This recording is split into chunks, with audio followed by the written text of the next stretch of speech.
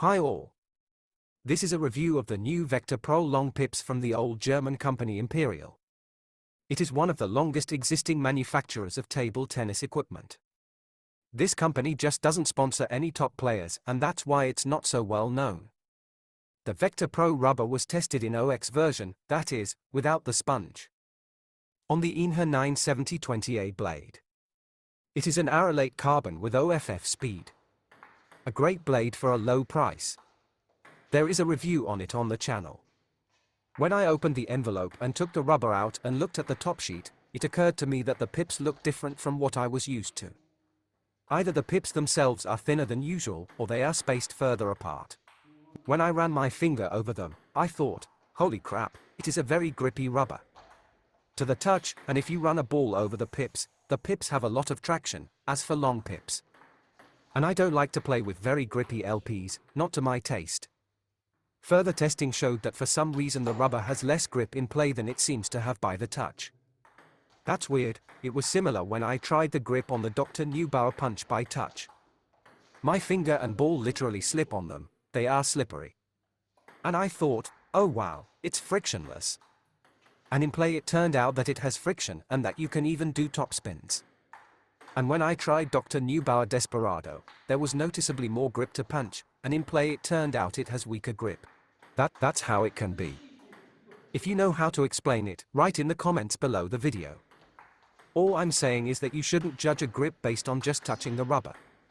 Because you feel one and it feels like it's gripping very strongly, but it's much weaker in play. And if you feel the other one, it feels very weak, but in play it's much stronger. The speed of the Vector Pro is average. I would rate the stiffness as above average. It feels a bit stiff to the touch, and in the game the feel is a bit stiffer too, but there is some softening at times. In general it is not completely stiff. In terms of speed and stiffness, I'd say it's more or less comfortable to play for a mass amateur level play. The controllability is excellent. Started hitting the table well right away. I really liked it. Of course, that's because my technique matched the rubber as much as possible, but still, if you look objectively, I would call this rubber all in the table. By the way, you can buy the items from this review at the links below this video. As for blocking, you can say it's a good. No, it's great. It's like the balls are magnetized to the table. In the video, I specifically asked my partner to do his favorite top spins and not hold himself back. And I stood there and tried to block. And I'll tell you, it was a buzz. You don't need an inverted on the table with a block like that. The ability to hit the table is high, it's not hard to control, you feel confident. From what I've had time to come up with and try it out, it's a simple block, a block with forward pressure, and a block with a pullback to dampen the bounce of the ball. And involuntarily I got to try a chop block, though not with a top-down motion, but with a sideways motion. Involuntarily, that's because I don't like chop blocks, but I had to move my hand to my side, and in some situations it turned out that the racket was in motion when it was blocked. So it was actually a chop block. And all these different blocks work with confidence. The downside of such good controllability on the block is weaker spin reversal. The ball comes back from the rubber either with a weak spin or no spin at all. That is, on the one hand you can hit the table a lot, but on the other hand it is easier for your opponent to re-topspin. But still, I want to reassure you, I'm talking about the situation when we did the exercise topspin block. The opponent was relaxed, he knew where it was going to go, and so on. Later, when we played the whole table, he didn't feel so confident against the block. Besides, you can vary the block in direction and length. For the block, it's not just the rotation or lack thereof, but also the trajectory of the ball's bounce that makes it difficult for the opponent. As I said earlier, you can make different types of blocks. In this case, the trajectory of the bounce will vary quite a lot, and it causes significant difficulties for the opponent when he wants to continue the attack. I also noticed that where I did chop block with lateral movement, the reversal was greater. My opponent didn't take that into account and made a mistake. So the block could not be called easy for the opponent. All in all, I give Vector Pro a 10 out of 10 for the block. Now for the attack. Vector Pro OX can be used for attack in the usual sense of the word attack. You can do a drive, you can do a flat shot, and you can do a topspin. I don't just mean while playing for fun, but while playing for a score. If you are surprised by the word topspin, I confirm that is the word I said.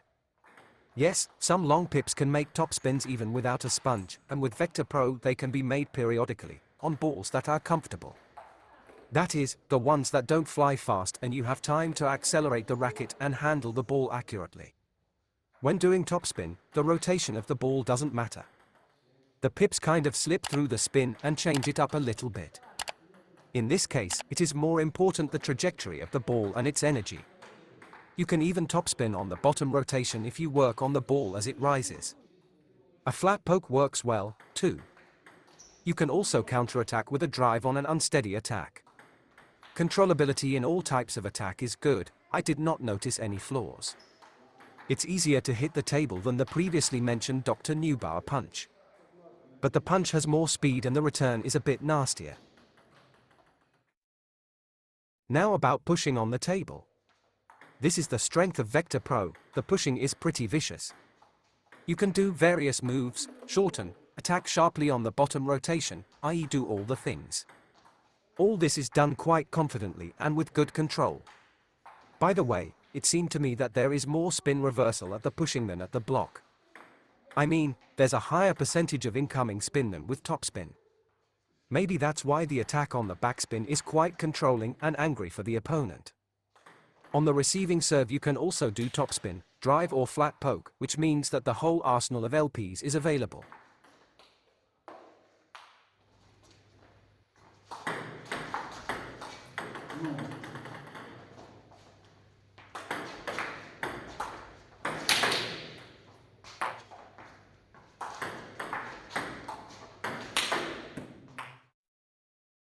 Vector Pro plays quite nicely on defense.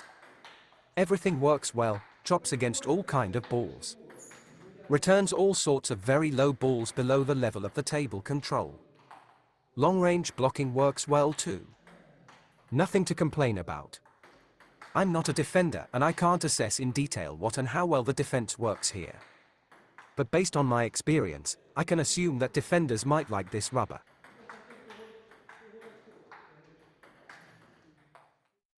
And now let's summarize. We can say that Vector Pro turned out quite nice in all aspects. That is, it is versatile, can be used for defense, can be used for attack, can be used for combined style. I'm talking about rubber without the sponge now, as any long pips on the sponge significantly change their properties compared to the same rubber without the sponge. I would rate the nastiness of Vector Pro probably a little below average, as for long pips. I was interested in testing the Vector Pro especially because they are easy to hit the table with. All is in the table is what I would call it. The point of Vector Pro is to maximize available elements and hit the table most often. So for those players who like and know how to play this kind of game, I recommend it for use. For beginners, it's probably okay, too, if it's on softwood and not too fast. To make it as easy to hit the table as possible and as comfortable as possible with long pips without sponge. And I remind you that we do reviews, so you can get to know the properties of the rubbers and blades you are interested in, and make an idea in advance what might suit you best, or vice versa to keep you from buying unsuitable. For the same purpose on the website of our shop there is a detailed system of filters and characteristics for rubbers and blades, to help you understand what properties they have.